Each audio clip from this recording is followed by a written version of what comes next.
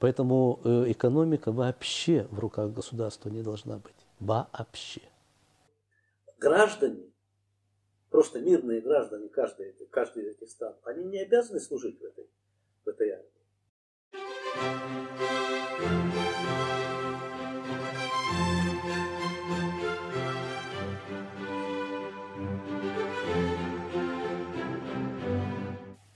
Ну, если вы помните, мы в прошлый раз разговаривали о проблемах глобальной безопасности. Сейчас давайте опустимся на ступенечку ниже и поразмышляем о проблемах, которые возникают на уровне государственной безопасности.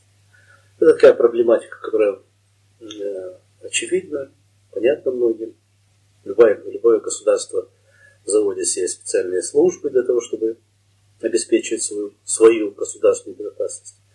И тем не менее, здесь тоже не без проблем и тоже достаточно безнадежно. Да, есть слабые государства, которые по определению живут в ощущении своей небезопасности, в ощущении угроз со всех сторон.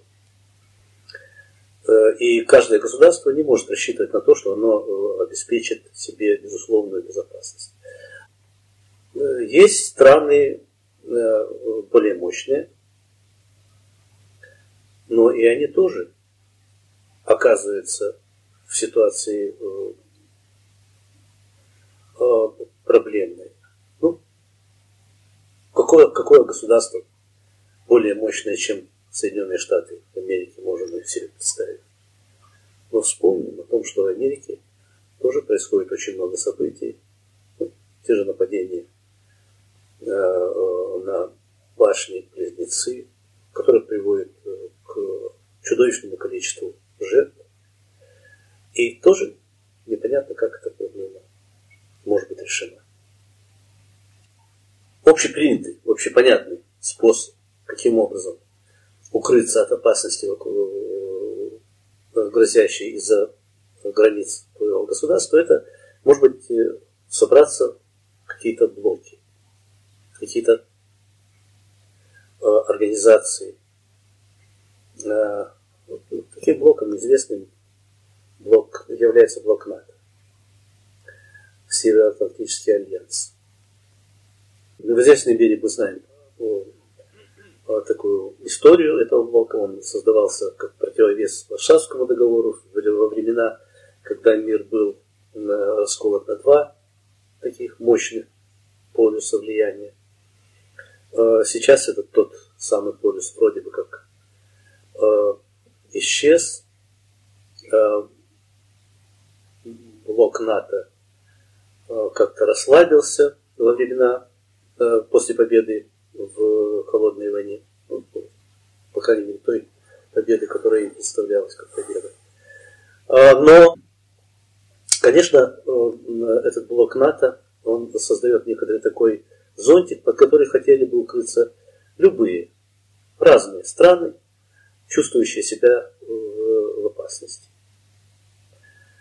Но если внимательно посмотреть, то зонтик этот, во-первых, малодоступный, так чтобы забраться под него всерьез, а во-вторых, и дырявый. В чем дело? Что я имею в виду? Малодоступный, потому что есть очень много условий вступления в этот союз североатлантический. Ну, на основании, на примере нынешнего, в нашем мире происходящем, есть несколько стран, которые стремятся под этот зонтик укрыться, но не принимают их. Я имею в виду Украину, Грузию, Молдову, может быть, еще целый ряд государств хотели бы это сделать. Там есть определенные нормы, которые выставляются, которых нужно достичь в самых разных областях строительства государства и так далее.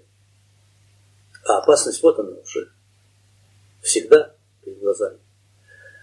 Но даже если вот эта вот страна, которая хочет убежать под зонтик, укрылась под зонтиком НАТО, она легко обнаружит, что этот зонтик не совсем надежный. Почему? Потому что есть в уставе НАТО 5-я статья, которая предполагает, что нападение на страну члена НАТО, официального члена НАТО, это является нападением на все страны НАТО одновременно.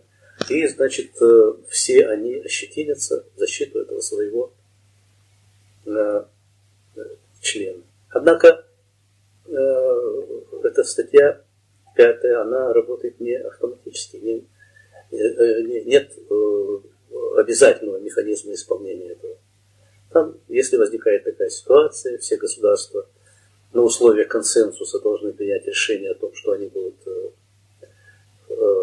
применять эту статью, будут давать отпор агрессору, начнут собирать, так скажем, свои силы для этого и так далее.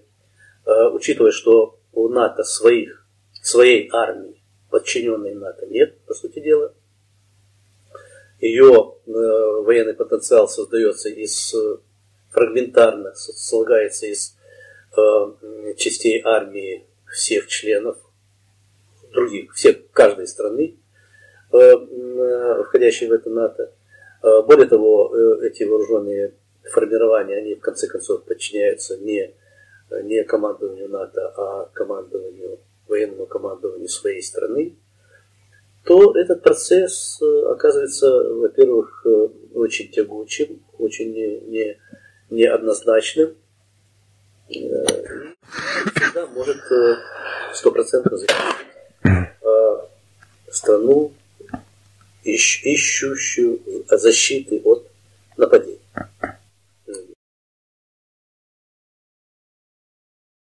Каким образом решить эту проблему все же? Какой способ? Я бы предложил, оттолкнувшись от той схемы, которую мы обсуждали относительно решения глобальных проблем. Помните, да, создание некоторого пула государств, которые берут на себя роль жандарма, мирового жандарма, в достижении вот этой вот задачи, устранения от угроз разрушительной ядерной войны.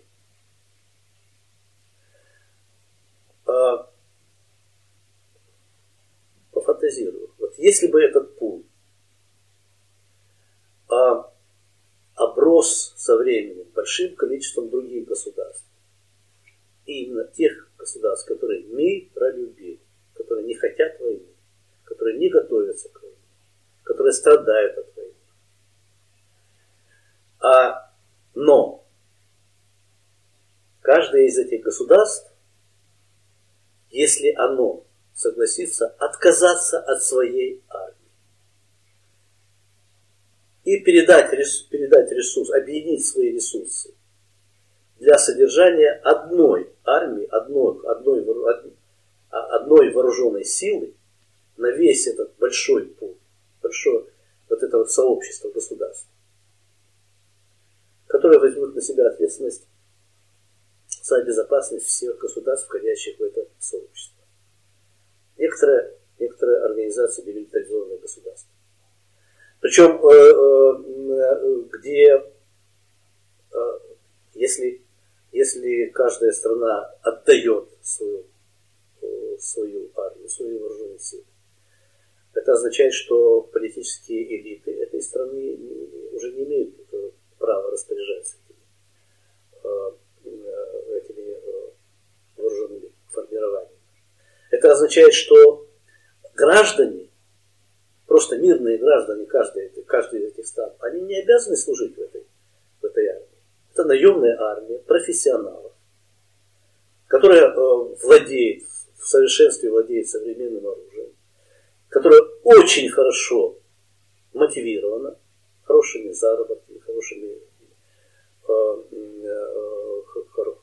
содержанием, состоянием тела и так далее, в смысле питания, в смысле комфортности жилья, в смысле перспектив, и которая профессионально занимается только военным своим делом. Конечно, такая армия, скажем, несомненно, однозначно будет гораздо более эффективна, гораздо более мощна, чем сбор вот этих вот разных военных подразделений, военных формирований из разных стран. частности, потому что это будут профессионалы, которые способны нажимать на курок. Не все знают. Я недавно с интересом, с удивлением узнал такое обстоятельство, что очень многие новобранцы, которые попадают, так скажем, в военную ситуацию, где нужно убивать, где нужно стрелять и убивать, они просто не могут себя заставить это сделать. Для этого нужно преодолевать что-то в себе. И не умея это сделать, они становятся жертвами со стороны. Ловят те пули, которые прилетают от врагов. Это во-первых. Во-вторых, те профессионалы, которые занимаются всю жизнь этим, они в совершенстве овладевают и тактикой, и стратегией, и всем оборудованием, и так далее, и так далее. В отличие от тех армий, которые формируются за счет новобранцев, людей, случайно, которые отбывают повинности свои, и так далее, и так далее. Юзеф, вы упоминали об относительной неповоротливости НАТО в случае принятия коллегиального решения коллективного по защите одного из своих членов. Ну, то есть, должны согласиться все участники блока и прочее. То есть, некоторая неповоротливость. И только что вы говорили о создании профессиональной армии, пула делимитаризованных государств. Означает ли это, что вот эта новая армия, этого нового пула будет гораздо мобильнее, оперативнее и эффективнее? Если да, то каким образом? Несомненно. То есть просто однозначно будет, конечно. Она будет постоянно отмобилизована. И будет отмобилизована по периметру вот этого объединения государств демилитаризованных. И это единственная их единственная забота будет. Охранить эти государства, любое из этих государств, от нападения. То есть у этого пула не будет никаких совещательных процедур по защите одного из своих участников? Нет. Более того, даже, они, конечно, будут, наверное, тоже должен быть Совет Безопасности, который включает, там, скажем, присутствие ответственных людей, представляющих разные государства, входящих в этот пул. Но у командования, военного командования должна быть оперативная свобода принятия решений, за которые она должна отчитаться, потом объяснить и так далее, но и подвергнуться очень жестким наказаниям в случае, если нарушается что-то. Но она должна реагировать мгновенно. И может реагировать мгновенно. Ну, то есть единый оперативный центр, но управление. Но, конечно, насколько я понимаю, ведь все государства-участники пула будут не предоставлять, пожалуй, командировать своих военных в эту общую армию. А как это будет выглядеть? Нет, именно не командировать своих военных. Они будут платить деньги на содержание армии. То есть пропорционально установлены какой-то пропорции взносы. Вообще, в принципе, мне кажется, что нужно бы объединить и службы внутренней безопасности тоже в такую единую организацию. А таким образом решились бы очень многие проблемы, когда там, скажем, трансграничных, трансгосударственных, там, скажем, преступлений. Да? На территории одного государства произошло какой-то террористический акт, они убежали куда-то в другое государство, там его нужно через Интерпол выдирать, и сложности эти все, и все такое прочее.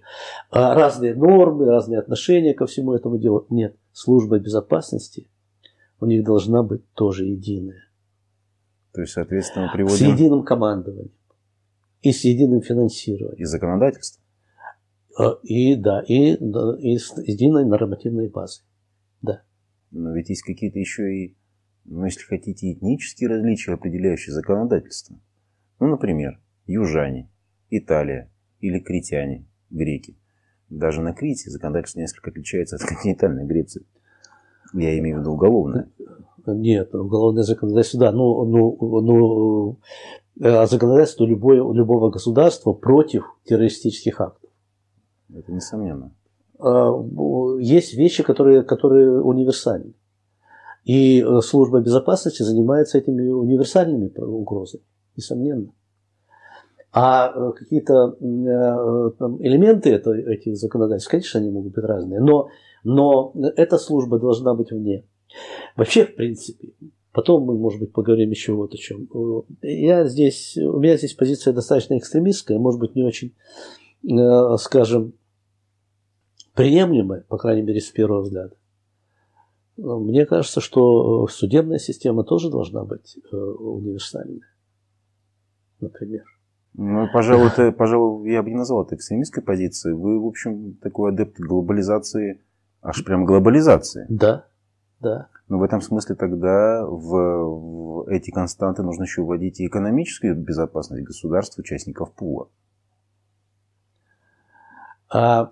Ну, мы уже ведь говорили о том, что в этом отношении у меня позиция такая. Государство не является эффективным собственником. Поэтому экономика вообще в руках государства не должна быть. Вообще. Означает ли это, что государственным участникам пула необходимо отказаться от суверенитета, и этого не надо бояться? Надо отказаться от суверенитета в отношении защиты государства от внешних и внутренних угроз. То есть самоценность суверенитета в этом смысле ниже, чем безопасность государства? Конечно, конечно. А оставляя суверенитет на остальные какие-то части, которые нуждаются в таком суверенитете.